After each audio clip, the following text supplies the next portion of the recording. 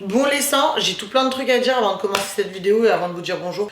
Déjà, on adore ce nouveau décor, on est bien, non? On s'est trouvé une petite routine sympa, vous et moi, on est très détente. Autre chose à dire, je n'ai pas tourné la vidéo précédente le même jour que la vidéo d'aujourd'hui. En tant que fit girl qui se respecte, j'ai H36 les cheveux sales, donc je suis obligée de les attacher. Voilà, on peut lancer la vidéo. Hello mes amours, j'espère que vous allez bien. Bienvenue dans cette troisième vidéo de 2023. J'espère que vous allez bien. On est intimiste, on est vous et moi. Je suis en tailleur, petit habit sportwear, tu connais, parce que voilà, c'est un petit peu le thème de la vidéo. Je voulais mettre un ensemble carrément de sport et je me suis dit c'est peut-être un petit peu forcer le game. Vu que je suis une forceuse, est-ce que je le fais ou pas? Je le fais ou pas? Je le fais ou pas? Laisse tomber la flemme. Bref, en tout cas, aujourd'hui, on se retrouve pour parler d'un sujet qui me tient vachement à cœur. C'est ma perte de poids, ma concentration sur le sport et la food. Complètement des choses qu'on n'abordait pas, enfin qu'on abordait pas dans ce même sens là dans ma chaîne avant. Aujourd'hui on va parler de tout ça. Je vous ai posé une FAQ sur Insta et je vous ai demandé de me poser toutes vos questions sur le sport, l'alimentation, etc. On va essayer d'y répondre. À la base je voulais un petit peu préparer cette vidéo, mais en vrai envie de vous répondre avec le cœur, voilà, parce qu'on parle avec le cœur sur cette chaîne. Après ce qui est un peu casse, on parle avec le cœur et qu'on parle trop, surtout moi. Du coup c'est parti, on lance le générique et on se retrouve juste après pour discuter. Mon haut est transparent, ne me mettez pas dans la sauce sur Twitter, on s'en fout, genre tout le monde a déjà vu un soutif. Ils veulent m'éliminer, personne peut me juger. Faut plus pour me ruiner. Tout pour la fame que je trouve en beauté. Et je vais tout surmonter, devenu entêté. Pour tout casser, yeah.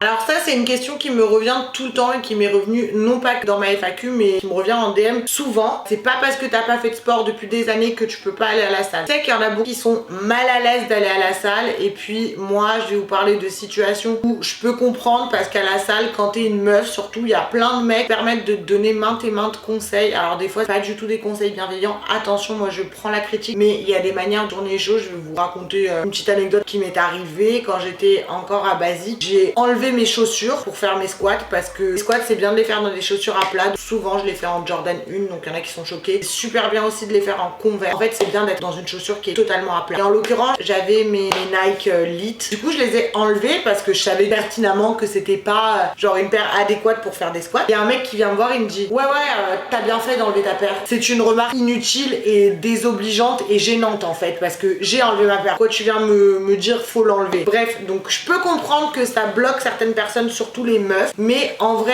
dites-vous que pour 99,9% de personnes qui sont à la salle, ils sont dans leur bulle, chacun est dans son monde, les gens vont pas forcément vous calculer. Après ça dépend des salles, ça dépend du moment où tu vas. En tout cas c'est pour ça que moi quand j'étais à Basique j'allais très tôt le matin et c'est pour ça que même là à John Reed je vais très tôt le matin. En fait genre moi j'aime pas les affluences parce que tu vas mettre du poids, tu vas mettre ci et les gens vont me regarder. Moi j'aime pas quand les gens me regardent, donc je peux comprendre que tu sois mal à l'aise, mais dis-toi dans ta tête que tu fais ça pour toi. Ces gens là encore une fois c'est nobody pour toi. Donc ça veut dire que tu vas pas te priver de te créer un summer body pour des gens qui vont te regarder. Et après, n'aie pas peur de faire des erreurs sur les machines. Il y a des coachs dans les salles, tu peux demander. Sur TikTok, il y a plein de fit girls, tu peux trouver plein d'inspiration. Moi, quand j'ai plus d'inspi, je vais regarder sur les réseaux sociaux ce qui se fait comme exercice pour le type de partie du corps que je veux cibler. Et il y a aussi mes workouts à moi qui sont tous à la une en story. Alors je dis pas que je suis une professionnelle. En tout cas, comment commencer? Je dirais qu'il faut avoir un déclic et s'en foutre du regard des gens. C'est les deux choses les plus importantes pour commencer le sport. Faut que tu aies un déclic dans ta vie. Mon déclic, ça a été ma rupture.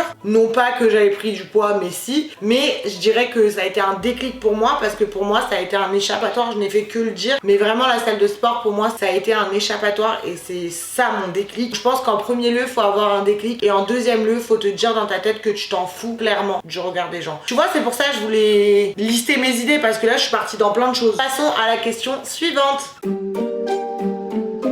Oui, je pense forcément que mon estomac a rapetissi par rapport à la Rubaba de 2018. Et encore non, parce que maintenant que je fais du sport 5 fois par semaine, j'ai faim. Donc ça veut dire que je mange des trucs, mais c'est des trucs qui vont me caler. Et en fait, c'est des encas healthy que je fais et qui vont me caler. Donc je sais pas si mon estomac a vraiment rapetissi. Je pense que oui, il y a une partie de mon estomac qui a rapetissi. Genre si je vais au McDo, je vais pas pouvoir taper un menu plus une boîte de 6 nuggets comme je faisais avant. Parce qu'en vrai, à la base, j'ai commencé par un vrai régime complètement réduit ce que je mangeais. Et du coup, je pense qu'à ce moment-là, mon estomac a rétréci, mais je trouve pas vraiment que je mange en petite quantité. Alors, je sais pas si c'est moi qui a cette impression ou parce que vous êtes nombreux à me dire sous mes réels food. D'ailleurs, vous pouvez retrouver tout ce que je mange tout au long de la journée sur mon compte TikTok Cook with RBB. Moi, j'ai pas l'impression de manger en petite quantité. Après, je mange des trucs qui calent. Alors, la salade, ça cale. Les pâtes de konjac, ça cale. Enfin, les protéines, ça cale. Je sais pas. Je pense un petit peu, mais je pense pas au point de dire que je mange des petites quantités.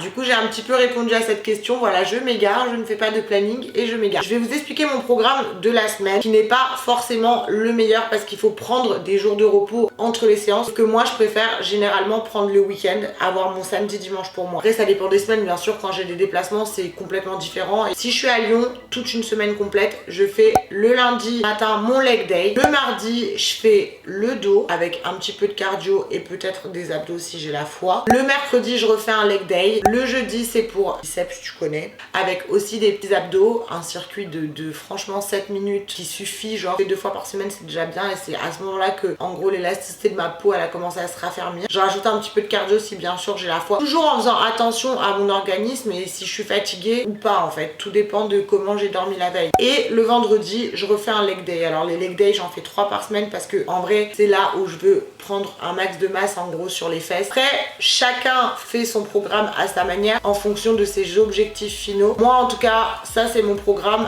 par rapport à mes objectifs à moi. Après moi je suis pas coach sportif donc je peux pas vous conseiller, je connais pas les attentes de tout le monde, mais en tout cas moi je trouve que 5 séances par semaine c'est bien. Après si tu commences peut-être fais-en 4, mais encore une fois ça dépend de ton métabolisme, de ta forme, de ta récupération etc. En fait ça dépend si tu fais des bons étirements après, ça dépend ce que tu pratiques comme exercice, tout dépend de ça et tout dépend de tes objectifs. En tout cas moi c'est 5 fois par semaine et il m'arrive que ce soit 6, et quand je suis folle c'est des fois 2 fois dans la journée, mais ça c'est quand je suis vraiment folle, ce qui arrive souvent quand même. Alors moi déjà j'ai eu l'avantage d'avoir eu 3 coachs dans ma vie. J'ai commencé avec Nino Casa, ensuite j'avais Arlène Ribot avec qui je m'entraîne maintenant, et à Orléans quand j'habitais là-bas j'avais un coach Polo Fitness. Toutes ces 3 personnes je les remercie énormément parce qu'elles m'ont beaucoup apporté en connaissances sportives et c'est grâce à eux en fait que j'ai compris comment cibler en gros les exercices que je voulais pour les objectifs que je voulais. Avoir un coach au début je trouve ça hyper bien. Vous avez la possibilité et les moyens d'avoir un coach. Prenez un coach pour vos premières séances parce que ça pourra vraiment vous guider sur ce que vous voulez faire. Après aujourd'hui en connaissant un petit peu la Chine, en connaissant les exercices à faire, quand j'ai un doute sur la réalisation de l'exercice, je vais pas vous mentir, je vais voir sur TikTok et bah il y a une personne d'ailleurs que je suis et que j'aime trop son contenu sport, c'est Fit by Eva. Des fois je m'imprègne un petit peu de ces exercices pour les fesses parce qu'elle a vraiment un cul de ouf. Mais vraiment sur TikTok vous tapez workout en vous basant sur la partie du corps que vous voulez travailler et franchement vous trouvez tout. TikTok c'est une mine d'or. Je suis pas du tout sponsorisée pour le dire mais je vous le dis, c'est une mine d'or à sport. Et aussi encore une fois, moi il y a tous mes workouts parce que je fais de la pub à TikTok et aux autres gens, mais j'aime faire de la pub à moi-même quand même. Tout mes workouts sur TikTok à la une en workout et aussi sur Insta à la une également. Alors oui, tout simplement, je vais faire mon petit propre placement de produit, mon propre programme alimentaire. J'ai sorti, pour ceux qui ne le savent pas, mon livre de cuisine Cook with RBB. Oui, c'est bien moi sur la couverture, regardez comment je suis fraîche. Dedans, il y a toutes les recettes qui m'ont permis de perdre du poids et de me rééquilibrer alimentairement parlant, en mangeant sainement et bien, parce que je le dis tout le temps et je pense qu'on le répète pas assez. Faire attention à sa ligne, c'est pas seulement manger des salades. Si tu pratiques du sport à côté, tu dois pas te contenter de manger des crudités parce que enfin tu vas pas tenir tout simplement, on va parler français. Et du coup attendez, je mets mon petit livre en évidence.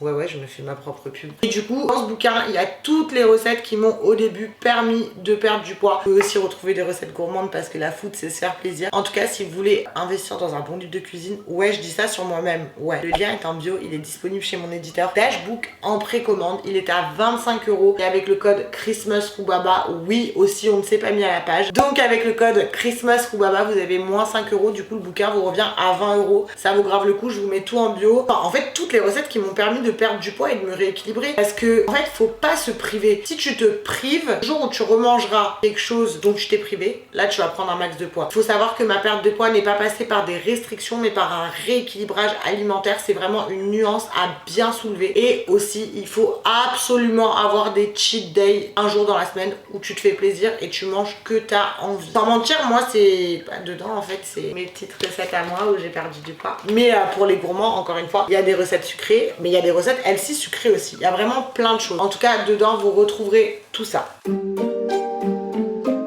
Alors, je ne sais pas si on a le droit au Coca Zéro, mais moi, mon coach d'Orléans, il m'avait dit que oui, on avait le droit au Coca Zéro parce qu'il y a vraiment zéro calories dedans. Après, le Coca Zéro, c'est pas bon pour la santé, donc je te dirais pas, mais en même temps, ma Red Bull n'est pas bonne pour la santé, et j'en bois quand même. À toi de voir, encore une fois, je pense que si t'aimes le Coca Zéro, que t'es fan, moi je suis fan, mon frigo est rempli de Coca Zéro, donc je préfère pas m'en priver. Après, moi, personnellement, j'essaie d'acheter des mini canettes, comme ça, j'en bois pas une tonne pendant mes repas, et ça me force à boire un petit peu plus d'eau. Mais je pense qu'il faut pas se priver de choses qu'on aime. Moi j'aime les bons becs et j'ai une boîte à bons becs chez moi, voilà. Parce que je reçois beaucoup de messages de gens qui me disent tu ne fais jamais d'extra. Bah si j'en fais, je reste un être humain. Et les extras c'est important pour tenir le coup. Tu peux pas aller 5 fois par semaine à la salle de sport, manger que bien. Il y a des fois, bah tu sors de ta zone de confort et tu te fais plaisir. Et du coup je pense que le Coca Zéro tu peux, mais avec modération parce que c'est pas bon pour la santé. Par contre, dirait un médecin qui parle. Alors ça peut arriver tu vois d'avoir un excédent, genre tu vas manger au resto et bah tu manges un truc. De toute façon sachez qu'au resto c'est toujours plus gras que si vous le cuisinez chez vous. Bref, ça c'est un autre point. Moi j'aime pas forcément manger au resto parce que je préfère manger chez moi, je préfère la food de chez moi. Mais des fois ça arrive, t'as des rendez-vous, y a des gens qui sont actifs ou tu peux pas te désocialiser et éviter d'aller au resto parce que peur de grossir. Si tu fais un repas riche en calories, déjà la première chose c'est de ne pas s'en vouloir. C'est ok de manger un McDo, c'est ok de manger un KFC, c'est ok de se faire plaisir. T'as le droit d'avoir une journée riche en calories et te faire plaisir, genre retenez bien ça. Si je fais un excès comme pour les fêtes par exemple, bah je me défoncerai un petit peu plus à la salle le lendemain. J'essaierai de pas m'en vouloir. Après c'est difficile parce que moi je sais, je suis passée par cette période de TCA. C'est hyper difficile de pas s'en vouloir quand t'es dans des troubles du comportement alimentaire. Au début moi je m'en voulais grave, je me disais putain j'ai grave merdé, j'ai mangé un McDo, mais plus tu t'en veux et plus c'est là où ce McDo va avoir un impact négatif sur ton corps. Si tu t'en veux pas, tu te dis c'est ok parce que c'est ok encore une fois. Ton esprit il contrôle tout ton corps. Donc si tu réfléchis en mode c'est négatif, ça va se répercuter de façon négative sur ton corps. Et nous c'est pas ce qu'on veut. Pense de façon positive, genre c'est un McDo, c'est ok, j'avais envie de le manger. Faut pas vous dire que parce que je fais du sport et que je mange pleinement, que je mange jamais de raclette. Je pense qu'en tant que tout être humain, il faut se faire plaisir et pas se frustrer. Surtout pas se frustrer l'esprit. J'espère que j'ai répondu parce que je trouve encore une fois que je pars dans tous les sens.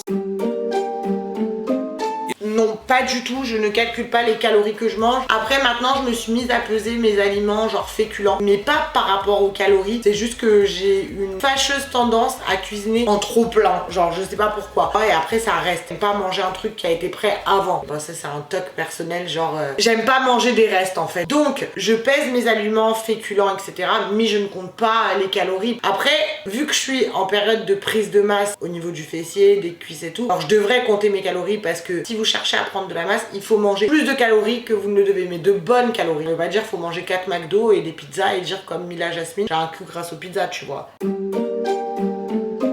Oui, je prends les deux. Je prends des protéines durant mes leg days. Alors après, sous plusieurs formes. Je mange des barres protéinées qui sont disponibles dans ma salle. Je prends des shakers de prot. Alors dans ma salle, il y en a. Après, j'en fais souvent aussi chez moi quand je rentre. Alors moi, je suis pas une grande fan de la whey. Je déteste. Je prends celle de Thibaut InShape au cookies. La seule que j'arrive à boire. Je mélange avec de la banane, de la fraise et de la framboise et du lait de soja. Après, j'aime beaucoup aussi la marque Ipro qui propose des shakers hyper protéinés, des yaourts hyper protéinés. Donc ça, c'est sympa. Mais oui, je consomme de la prot. Je consomme aussi de la BCAA pour la récup. Moi je la bois pas après ma séance, je la bois pendant généralement. Si j'ai mon shaker de prot à boire après, ma BCAA, ça fait beaucoup trop de trucs à boire et je vais pas m'en sortir. Les jours de leg day aussi, je prends du pré-workout. Alors ça c'est hyper dégueulasse. Alors, moi qui suis hyper hypochondriaque, la première fois que j'en ai pris, ça m'a fait des fourmis dans tout le corps. J'ai eu l'impression que j'étais en train de mourir. Genre vraiment. Et en fait non, c'est un effet archi normal, mais c'est vraiment pas bon. Et en fait c'est un booster. Je vous recommande pas forcément de prendre ça. Moi je prends ça parce que dans ma tête j'ai envie de soulever plus au squat et du coup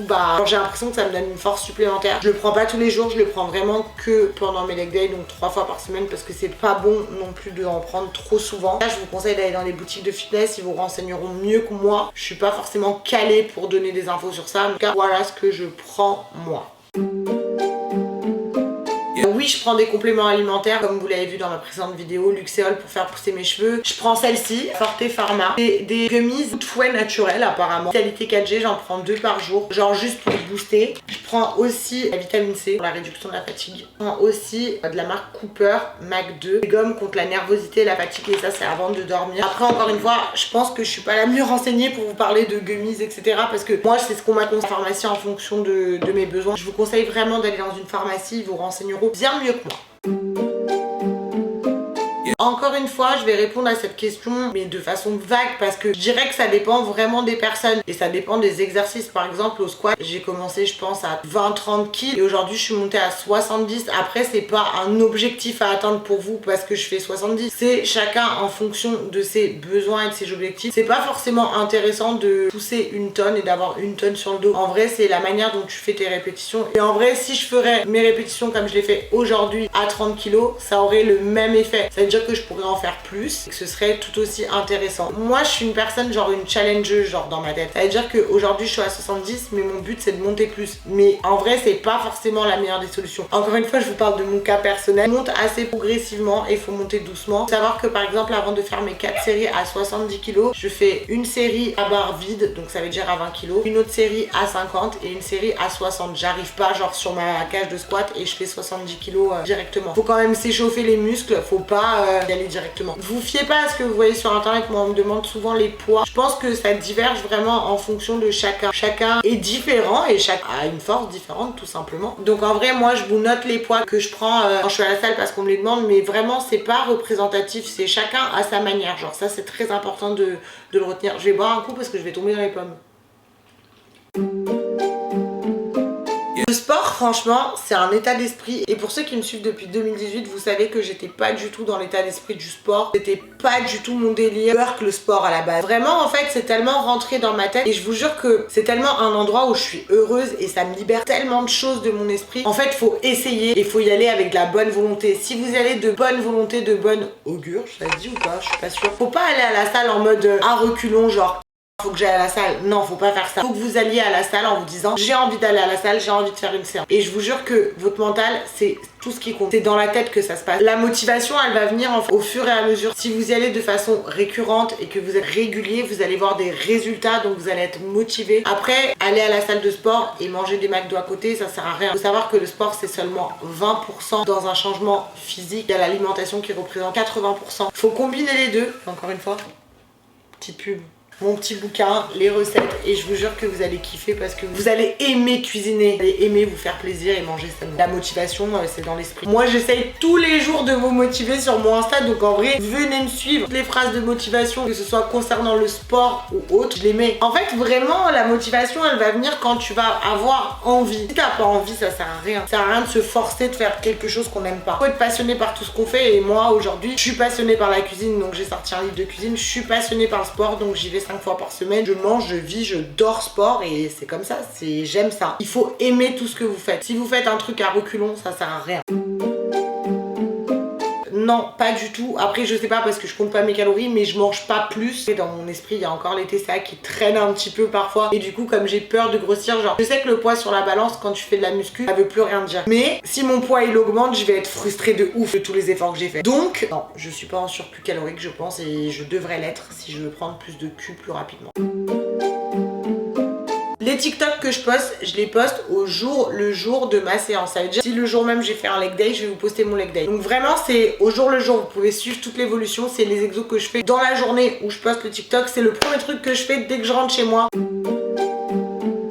Encore une fois, je pense que c'est dans la tête et le fait de ne pas me frustrer, de me faire souvent plaisir, même si vous pensez que non. Si j'ai envie de manger des pâtes, bah je vais manger des pâtes, sauf que bah je vais manger des pâtes au blé complet parce qu'elles sont moins riches en calories. Après, vous devez avoir l'impression que le konjac c'est dégueulasse, mais moi genre je prends du plaisir à manger du konjac, genre j'aime ça, j'ai appris à cuisiner le konjac pour que ce soit bon et encore une fois il y a tout là-dedans. Donc n'hésitez pas, le code promo Christmas Rubaba qui vous donne moins 5 € sur chaque bouquin acheté en précommande avec le lien en bio. Et oui, je pense que c'est C'est cuisiner de façon variée. Après moi j'ai l'avantage de travailler de chez moi, j'ai le temps de cuisiner au jour le jour ce que j'aime, ce que je veux. Je sais que la plupart d'entre vous bossez et que c'est un petit peu plus compliqué. Et si vous avez pas de mal avec les repas préparés en amont, vous pouvez vous prendre un peu 2 heures le dimanche, prendre des recettes de Cook with Air Bébé et les cuisiner et vous les mettre dans des tupperwares. Et varier en fait. C'est trop important de varier ces repas. C'est trop important. J'ai pratiqué le jeûne intermittent fut un temps, je faisais 20h, 14h, de 20h du soir jusqu'à 14h le lendemain, je ne mangeais pas. Sauf que c'est bien pour une perte de poids. Moi je pense qu'il faut pas le faire sur une longue durée, c'est comme les régimes keto, etc. Pour moi c'est des choses qu'il faut pas faire sur la longue durée. Après encore une fois je ne suis pas médecin donc c'est que mon avis personnel. Pourquoi? Parce que je pense que si tu fais ça genre sur un an, quand tu vas te remettre à manger de 20h à 14h, ton organisme tu vois il va plus être habitué et du coup je pense que tu vas prendre du poids à ce moment là. Après c'est qu'un avis personnel. Moi j'ai fait le jeûne intermittent, je pense que je l'ai fait genre sur 1 mois et demi. Ça marche super bien pour perdre du poids mais c'est hyper dur. Et quand tu fais du sport le matin, aller vraiment genre le ventre vide ou ne pas prendre une barre de prod quand je fais un leg day, c'est impossible pour moi genre parce que j'arriverai pas à pousser autant. Si t'es dans un objectif de perte de poids, je pense que le jeûne intermittent c'est bien mais encore une fois sur une courte durée il ne faut pas en abuser. Encore une fois, ça dépend de tes objectifs, mais déjà 2 jours de sport par semaine, c'est beaucoup. Ça veut dire que tu as la volonté et la motivation d'en faire, donc c'est déjà beaucoup. C'est un bon début. Je pense qu'il faut commencer à son rythme et pas trop se brusquer. Prendre le temps d'être prête. Et quand tu seras prête à faire plus de séances, tu les feras tout simplement. Moi en tant que... Je peux pas m'appeler fit girl, je suis pas une fit girl. Quand j'ai des fringales, je me fais soit des yaourts grecs hyper protéinés avec du granola, du beurre de cacahuète parce que c'est archi protéiné et pour la prise de masse c'est cool, et des fruits. Ah oui, des fois quand j'ai genre super faim et que j'ai envie de saler, genre je mange des baby carottes avec du houmous. Ça c'est mes astuces fringales, c'est ce que je mange. Je dirais que manger un repas complet et finir ton assiette c'est important et c'est ce qui t'empêchera en fait si tu cales ton ventre de grignoter dans l'après-midi. Après encore une fois t'as le droit de grignoter, genre c'est ok, mais après au lieu de grignoter un Mars ou un Twix, genre va grignoter une banane genre si t'as envie de perdre du poids. Voilà, je pense que c'est la réponse que je peux donner. Alors oui, l'alcool c'est monstrueux parce que ça fait archi grossir, on s'en rend pas compte. Après si tu commences à avoir un mode de vie plus sain et que tu vas à la salle régulièrement, que tu manges sainement, tu vas même plus avoir envie de boire d'alcool. Je dis pas que je buvais une tonne d'alcool, mais moi je sortais beaucoup en boîte, donc ça veut dire que forcément je buvais un petit peu. Et franchement je ne sors plus parce que je suis épuisée et genre le soir je m'endors à 22h. Donc ça veut dire que forcément je bois plus et ça m'intéresse même pas genre. C'est un déclic pour moi je pense. Tout se passe dans votre tête, sachez-le. En tout cas j'espère que j'ai pu répondre à un maximum de vos questions. Si vous en avez d'autres qui vous viennent en regardant cette vidéo, n'hésitez pas à me les poser en bio. J'essaierai un maximum de prendre le temps d'y répondre. Je peux me refaire une petite pub. Mon bouquin avec toutes mes recettes gourmandes et healthy est disponible en bio. Il y a aussi plein de surprises mais je vous dis pas tout. Est disponible en précommande sur le site Dashbook de mon éditeur. Le lien est en bio et vous avez moins 5 €. Donc à la base il coûte 25 € et vous l'avez pour 20 € avec le code promo Christmas Rhubarba. En tout cas, je vous aime, j'espère que j'ai pu vous aider et on se retrouve dimanche prochain pour une nouvelle vidéo. Ya ya ya.